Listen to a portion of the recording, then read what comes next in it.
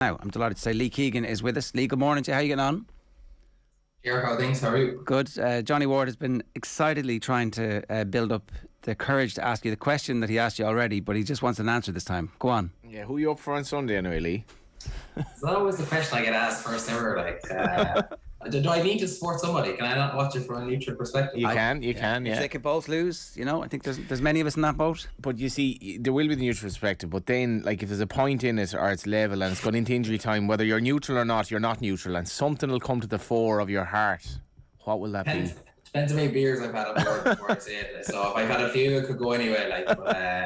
I don't know. I'm not a big supporter anyway going to games. I do like to watch it for unless a Mayo team's involved. I'm not really a massive supporter of a team, but I like taking notes of what's going on around and players play well and matchups and all that kind of stuff. So I'm not necessarily. I'm going to be a politician. I'm not going to specifically select who I'm supporting because I'm not really supporting anyone. You see, after the game Sunday, TJ Reid and Lynch, and there's obviously huge respect among inter-county players in general. Would you know many of the Galway lads? Would you know many of the Kerry lads? Would you be texting anyone sort of after the game? Are you friendly with any of them?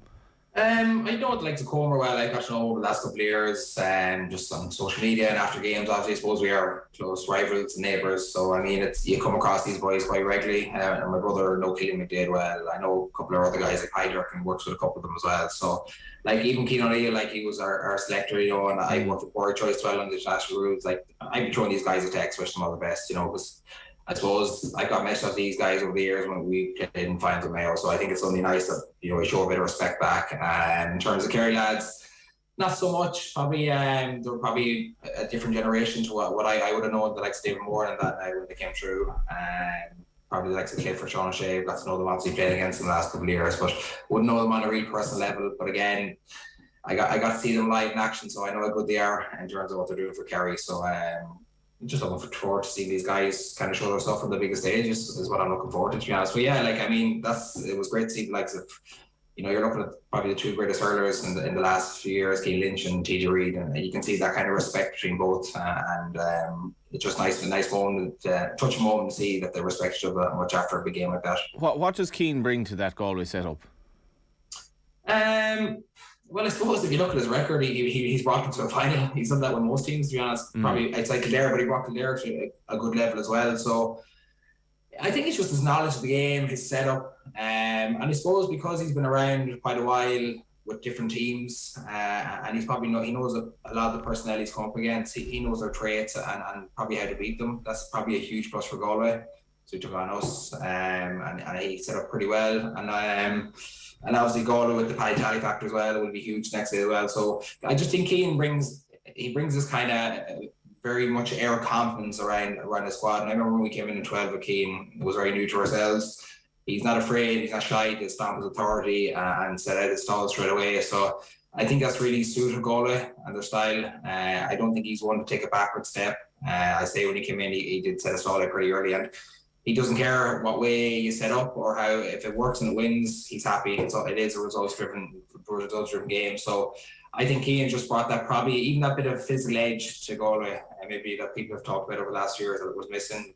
People always thought that Galway probably been excellent footballers, really flair attackers, but they kind of have that bit of steel about them this year, and especially down the stretch. Maybe if you looked at their Armagh game and even the Derry game to a degree, when things weren't going well, you probably would have thought maybe Galway were going to suffer a little bit, but they never panicked. They actually looked quite comfortable at times. Even in their Armagh game, although it was pandemonium, you still felt that Galway had that bit extra if they needed it, and I think that's down to the Keane O'Neill factor. Is it partly also a defensive structure?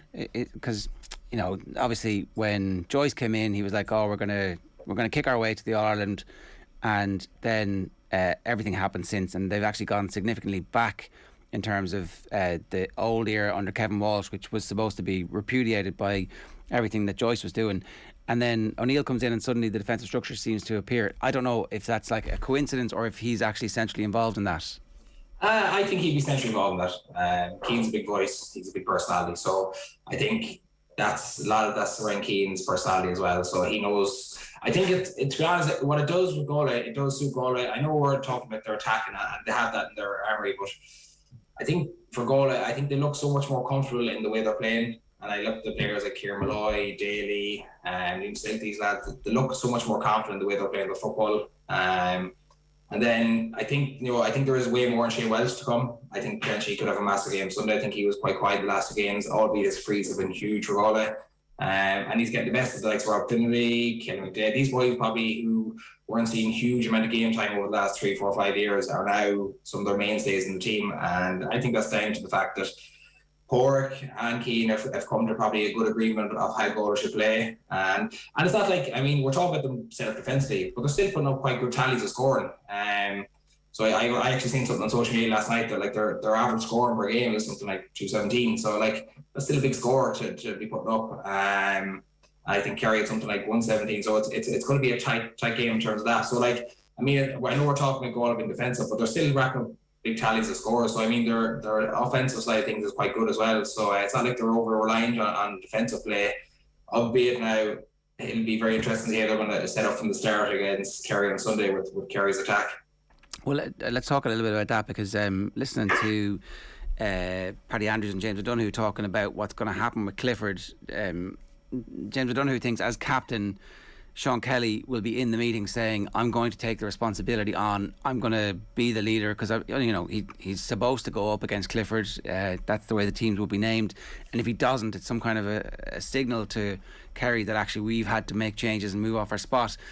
Is that the right thing to do? Is it like important to kind of go, yeah, it's fine, I can do this as captain, or does that matter? Should it actually just be whoever is the best marker goes on Clifford? I would definitely agree it has to be the best marker. I don't think it can be a leadership thing that I'm going to say I'm going to mark Clifford. That necessarily is not going to be a good matchup. Albeit it's great that he can step up and say that, but I don't think it's going to be a set thing where one guy. It's going to take maybe a double team maybe at times. Like there will be probably a set guy marking Clifford. It could be Sean Kelly, it could be Liam Selk. I don't know. Still trying to figure that one out. But they're going to be a lot of support, or especially from the halfback line in terms of Kieran Malloy and Daly dropping back into that space to help out. So it's not going to be just a 1v1 matchup where we're all going to say who's going to come out on top, because if it is, then Clifford's going to get on top. That's just the reality. Like he can mark Clifford as well as he can, but the reality is he's probably going to still tip you for 3, 4, 5 points, and that's probably a good day for defenders. So I think it's not just going to be a 1v1. I think it is going to be a lot of the case where a lot of the Galway, I suppose, support guys who are dropping back are going to help out if it's going to be Sean Kelly or Liam Selk or Jack Glenn. So I don't think it's going to be a case where we're just going to see a 1v1 matchup for the full game. Will they look at the Dublin game and maybe particularly the second half and learn from that? Definitely. The thing I'd worry probably from that point of view, and it's probably a really positive for Galway, is that if Galway were still in the game 10 minutes in the second half, Kerry were blowing quite hard in that game against Dublin. So I think that's a huge source of positivity for Galway. And I don't think Galway are going to lack fitness or belief from that point of view. So I think if they're within touch of distance in the game, and listen, and that could mean Clifford or Sean O'Shea or Paddy, these guys have already clipped 2 or 3 points, but it doesn't matter if they're still within a score or 4 or 5 points going into the third quarter or late into the fourth quarter. I think they have a massive chance, because Kerry, like, they exhausted a huge amount of energy up to that third quarter against Dublin. And it's funny, I read somewhere like Sean O'Shea had no pressure taking that kick. I think he had every bit of pressure taking that kick, because I thought if he missed that and they lose an extra time. Yeah, they lose an extra time. Were you surprised by that, Lee? Because they did look. I don't think it was a mental thing. They looked physically shot at the end. I think they just put so much into the first 40-45 minutes, to be honest. I think they went so hard for them 45 minutes, and they just seemed to stop. It was like they were getting lined up and they were falling down. Like, I never seen so many bodies in the last 5-10 minutes. So again, I don't have a shock. I take in the fact that the weather was warm, full house, all that kind of stuff. But like, I to be honest, the longer the game went on, the more I seen Dublin win that game. So I think that is a concern for Jack these 2 weeks. Now listen, you're not going to get any fitter or stronger or faster in these 2 weeks. I mean, the biggest thing for Kerry after a game of that magnitude, and I suppose, as Jack said, it was an emotional roller coaster, is that it's just trying to get them grinding out for the last 2 weeks, and particularly these few days now, just getting the group together and make sure they're nice and relaxed going into the weekend, because I don't think there's much more you can do, but I do think it's a huge source of confidence for Galway if they have them in the game in Belfast, that they'll see a huge opportunity to take them down. The other thing that has come up a lot is, will there be high ball lorried in on top of the Galway goalkeeper and the Galway full back line, given that Armagh got a lot of joy out of that in the last 8-10 minutes of that match.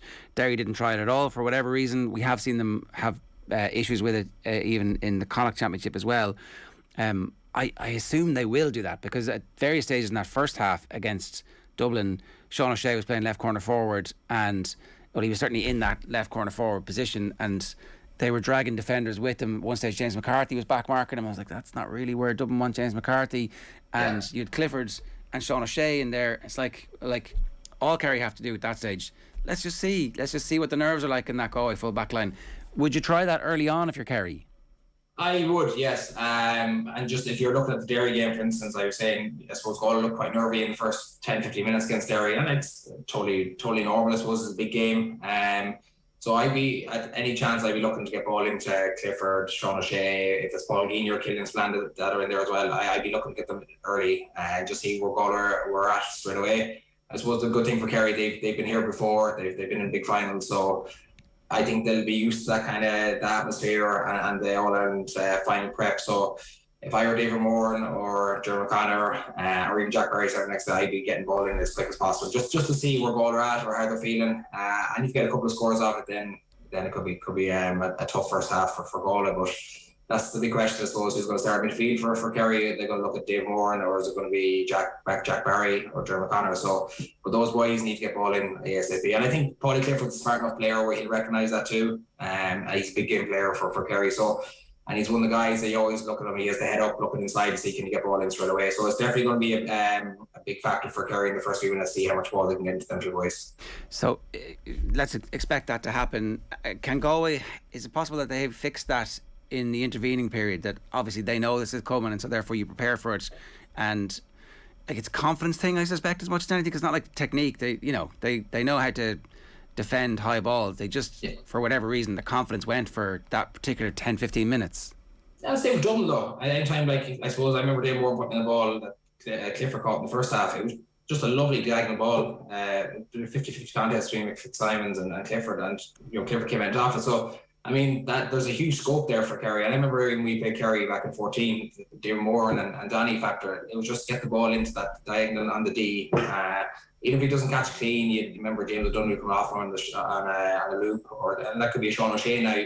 Like Sean O'Shea and Clifford, they're big lads. They're not small lads. They're tall men. So I mean, it's definitely a tactic I'd be using early on in the game, especially if Galway are a bit nervy going into that game. So I mean, I'd be testing that out, and even the Conor Gleeson factor as well. I mean, Kerry get a couple of early scores. I suspect that Kerry are going to really attack Gleeson's kickouts next day as well. So there's going to be a massive squeeze. And I remember we played Kerry as well. They do this kind of, it's like a 4-4, nearly 2. They set up 4 inside, 4 half forward, and 2 in the middle. So if you see that early on, you can see there's going to be a massive squeeze in Conor Gleeson. And if they get that pressure on early and they win that battle, it could be a tough couple of opening minutes for Galway. But again, I do think with the Galway factor, I don't think the panic. That's the one the guy knows of Galway this year particularly, and that's down to poor Joyce and Keane, I suppose. They're pretty comfortable going behind. They went 3-0 behind Derry last day. Albeit they're playing quite poor, they actually never looked like they were pressing the panic button. So I do suspect that Galway will get into the game, but I mean that's going to be a huge factor for Kerry. If they can get on top early and see how much they can get ahead, we'll see how Galway react in the same manner. Would you be more worried from a Galway's perspective about the kickouts then? Because that's going to be so important. Like whoever has most of the ball probably wins. I think it's going to be a big talking point in the Galway camp this week. I suppose Derry didn't really push them that. It was a Derry game plan. I mean, we knew, I suppose they're set up at that stage. And if Galway got ahead of them, how Derry going to react? And unfortunately, didn't have a game plan for that. So I don't think it's going to be the same case. I do think Kerry are going to really attack Gleeson's kick at the next day. And actually, funny enough, I think Kerry could do the same on Shane Ryan. They'll see that as maybe a source of income from themselves as well, that they put a bit of pressure on Shane Ryan from time to time, so he reacts in the big day as well. But I do think Kerry are going to sniff blood there. I think it's one of their key traits now. I've seen the last couple of years that it's a high press, that 4-4-2 type press. Galway go long then, Lee, or?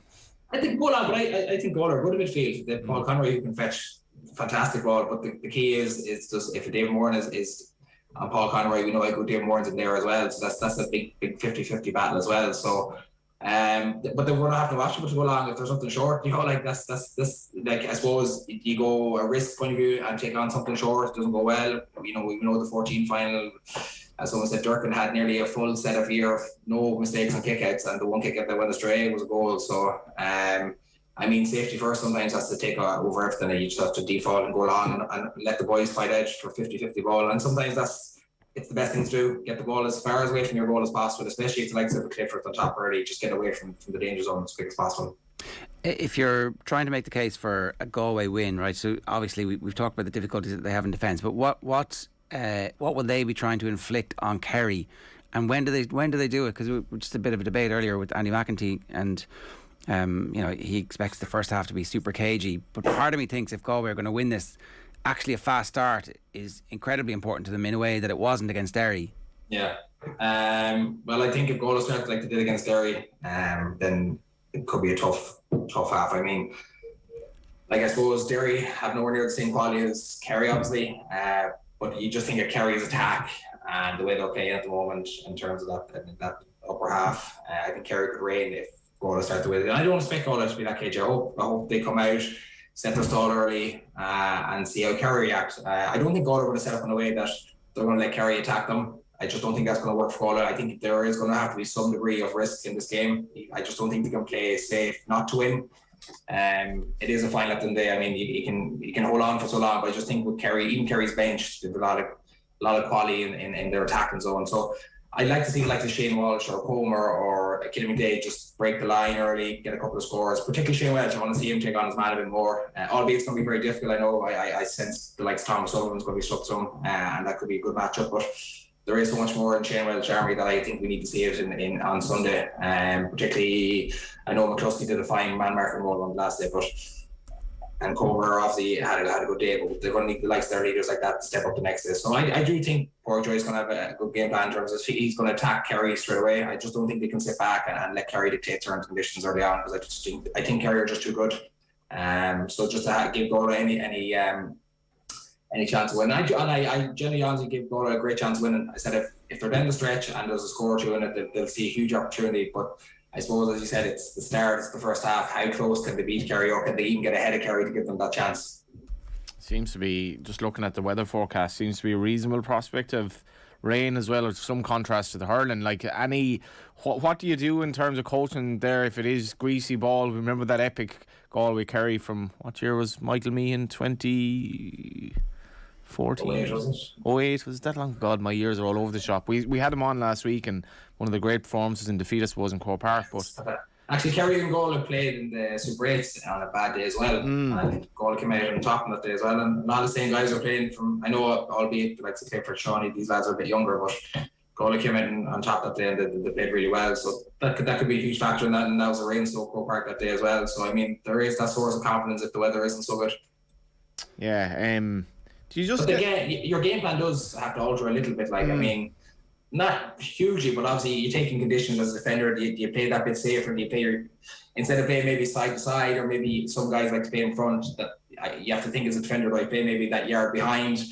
I don't get turned or spun, or I might slip. You know, even you think Brendan Rodgers last day on Cobra, he slipped, and it was a lovely day. You know, so you maybe go a bit more default safety first as a defender, and you play that bit safer. So therefore, and that's just taking into conditions. And we know Croke Park on a really wet day, it's like an ice rink at times. So that does play a big factor in terms of defenders and how to defend. And I think that'll play into some of the guys next day. From your perspective, Lee, because Mayo went to Croke Park so many times, won games there, lost games there. Like, what's Galway's mentality in that these players have very, very little experience at Croke Park, and their experience of it this year are effectively two victories that were, in the balance, you could say, certainly at times in the game, and they came through it. Whereas, like, the Mayo perspective was, was there like a kind of a mental weight in terms of the expectation that Mayo could win All Ireland? Is it different for Galway, if that makes sense? To a degree, I don't necessarily agree with her. Like, I mean, our expectation was always to win. I mean, and if you don't have that expectation, then I wouldn't see the point of playing. You don't quite play to be second best. Unfortunately, we were on the end of both sides long enough, and we weren't on the right side in finals. So, but our expectation was always going to win, be it Croke Park or anywhere. So, but I think the beauty for Galway coming into the final is they haven't been in the final in 20 years. So there's none of that baggage with this current group. And as you said, they've come through two Ulster teams, and I think anytime you get over Ulster teams, you're doing a good job. And I mean, particularly Armagh were favourites going to that game. So we're going to come out on the right side of that in Croke Park. is a big testament to Padraic Joyce and how he's got his guys playing for him. So I don't necessarily think it's going to be a huge factor for Galway. My biggest factor for Galway is the nerves, and even watching the studio for the semi-final, it looked very nervy in the legs in the first 10-15 minutes. And again, it's very understandable. But when you're coming up against a team like Kerry who have the experience, you can't wait around for 10-15 minutes because the game passed by straight away. So that's my biggest factor. I don't think the factor of co-par and all that kind of stuff. I think Padraic Joyce is smart enough and he knows the game well enough and he's been there and he's done it. I think that'll be all reviewed, and psychology, that'll be all out of the way early. I just think it's get your legs right for the first time. And it's easier said than done. It's a massive day. We all understand that. But you can't wait around for Kerry for 10 or 15 minutes, so the game's going to get weird from that. In a word, who's going to win? I'm backing Kerry by 3 or 4, but I do have this inkling of Galway. Again, I keep saying if they're down the stretch and the game's in the balance, I have this inkling that Galway could pick them. But at the moment, I'm just backing Kerry just slightly based on forward power and the Jack Connor factor in these bits and pieces. So, yeah, that makes sense. Enjoy the game, Lee. Great to have you with us. Thanks a million. Cheers. Thanks, guys. Cheers.